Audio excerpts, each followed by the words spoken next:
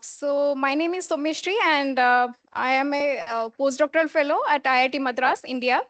And firstly, I would like to thank the organizers for organizing, especially Esther, for organizing such a wonderful conference, and also for this opportunity. And now I am very excited to present our recently published work on molecular spin qubit.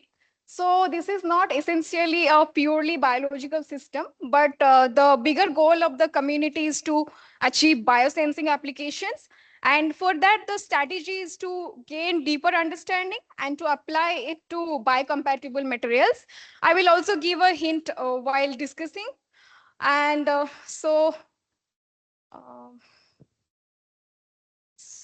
want to change.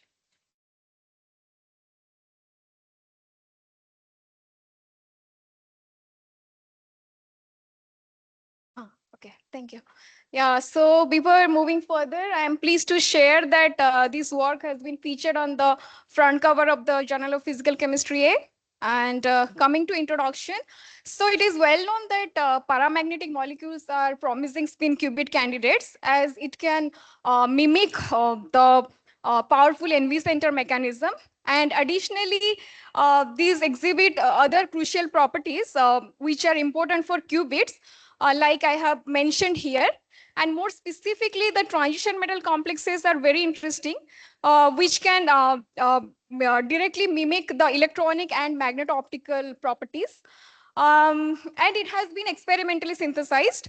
And for the very first time, it has been demonstrated on the chromium aryl complexes in a pseudo-tetrahedral geometry. So essentially, this can create a spin optical interface, essentially, which allows the spins to couple with light. And remarkably, all the qubit requirements, such as two-label system and others, have been demonstrated in these complexes. So this study actually opened a vast and unexplored chemical space from which we can design and discover even more number of efficient qubits. And if we talk about two-label system, just like the NV center, here the intrinsic zero field splitting can be leveraged, and which can be measured in terms of axial parameter D and rhombic parameter E. And also here I would like to mention that this ZFS can also be leveraged in case of protein systems, which is recently demonstrated in yellow fluorescent protein. And this is the ZFS Hamiltonian. And essentially, this ZFS arises due to the spin-spin interaction as well as spin-orbit coupling. And further, this can be mathematically derived in this form, from which we can get the expression for D and E. And here the most important point is that a small zero field splitting is required, typically of the order of 9 gigahertz, in order to make it addressable at X-band EPR range. And now coming to spin optical addressability. So for this, a suitable excited state is required, like shown in this schematic. So here, essentially, an intersystem crossing occurs between the T1 and S1. And uh, uh, for a favorable optical transition, this singlet triplet gap must be in the accessible range of near infrared to visible spectrum. I'll discuss more about this while presenting my results. And now coming to the challenges. So although these complexes have been demonstrated as suitable candidates, but tuning D remains a challenge. It has been observed that even subtle chemical perturbation in terms of minor ligand modification can lead to significant variation in D values. Therefore, it is very important to understand the underlying mechanism which governs the D values if we want to rationally tune this. And D is sensitive to various factors. Some of these I have mentioned here, like metal ligand bond lengths, so metal spin state, metal ligand covalency. So by evaluating these challenges, we actually found a clear gap between the research, and accordingly we established two important objectives. First is to investigate whether zero field splitting can be systematically tuned, and next is to examine the feasibility of spin optical addressability in these complexes. So further, by looking deeper into the literature, we found that the chromium-based complexes exhibit smallest d values among all other complexes. And in these complexes, D majorly originates from SOC. But the important question remains how to introduce and exploit the spin-spin interaction to tune the D values. And to address these, we actually designed a series of chromium complexes in the similar pseudotetrahedral geometries, but we strategically replaced the aryl ligands with polyation ligands. And the motivation is that we found that the isolated Asians actually can exhibit ZFS, and which originates from purely from spin-spin interactions. And moreover, the biradical character of polyacenes increases with conjugation length.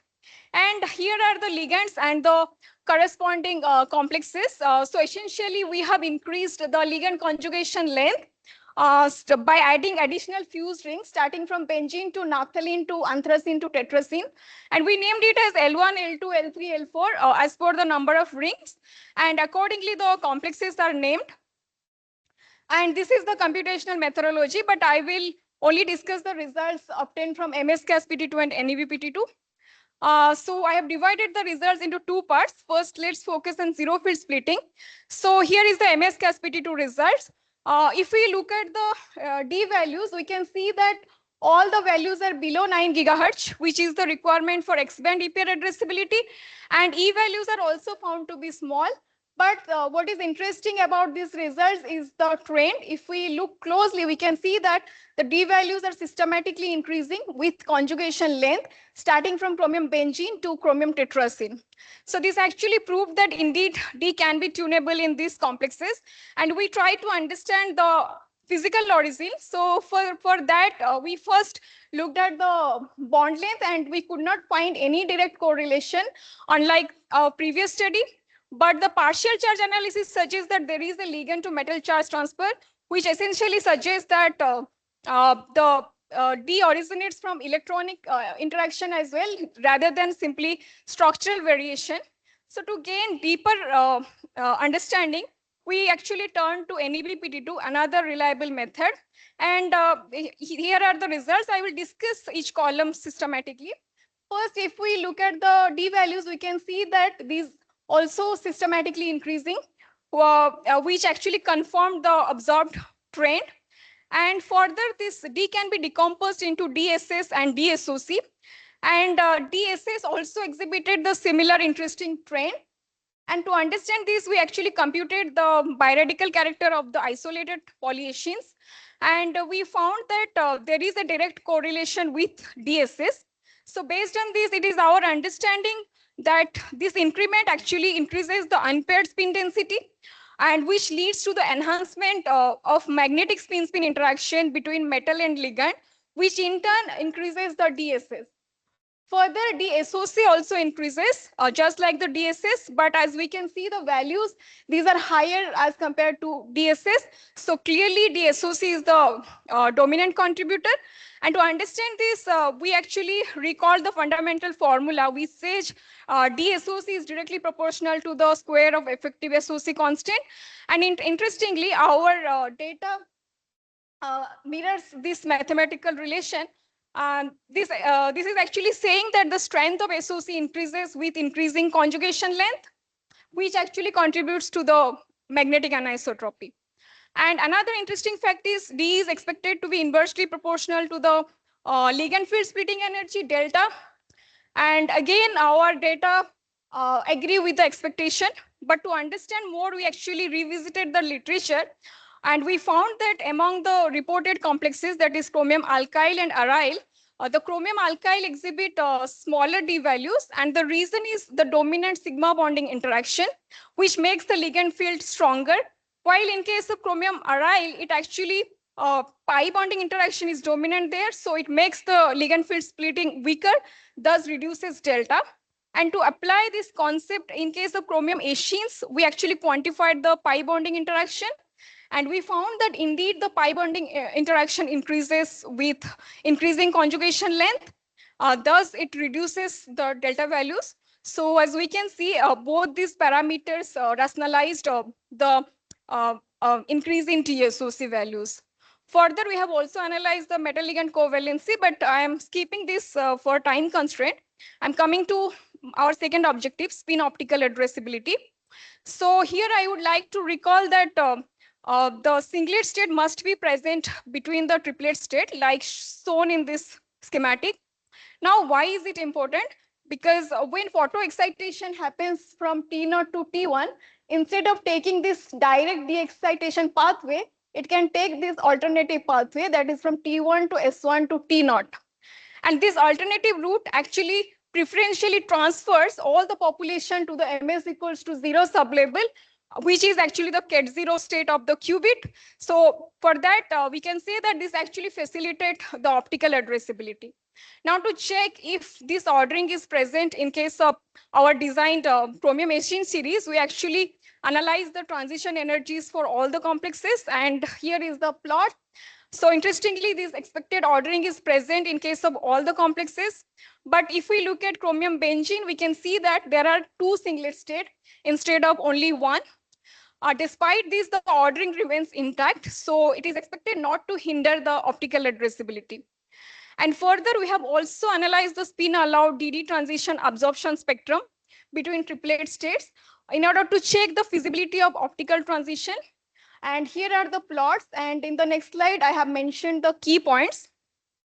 So essentially here, the first absorption peak appears at T1, and a stronger oscillator strength essentially signifies a higher probability of transition.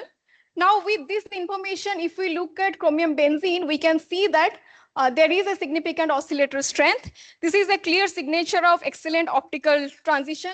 But then if we turn our attention to other complexes, we can see at T1 almost negligible oscillator strength, but then it reappeared at T2, and the strength we can see almost similar to the T1 corresponds to the chromium benzene. So we suspected that there might be a swapping of oscillator strength between T1 and T2 while we are moving away from chromium benzene to higher racine series. And now to analyze, to verify our hypothesis, we actually analyze the Essek-Assayssiv wave function for these three triplet states. And interestingly, we found that indeed there is the orbital configurations are reversed between T1 and T2 for this higher racine series.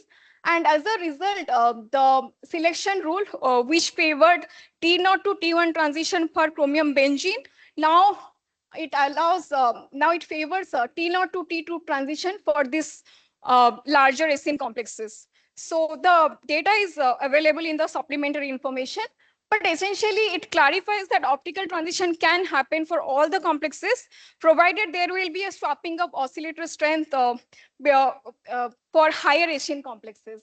And we have also computed the singlet triplet gap from MSK-SPD2 and NEB-PT2 method. And the computed data lie in the near infrared range, which further proved the viability of optical addressability. And this is the conclusion. Basically, we found that chromium machines are suitable candidates with tunable D values below 9 gigahertz. We have also studied the mechanism of tuning and underlying interaction behind DSS and DSOC.